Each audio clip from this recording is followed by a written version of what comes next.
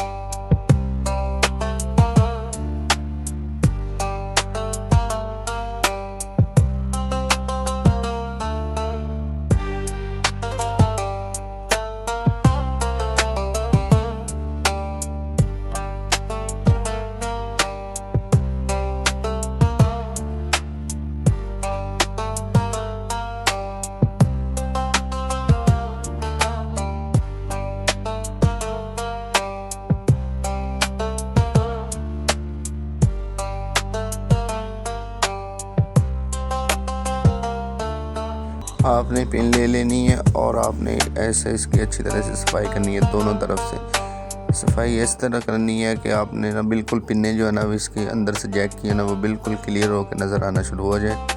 اور اس کے بعد ہم اس کو چیک کرتے ہیں۔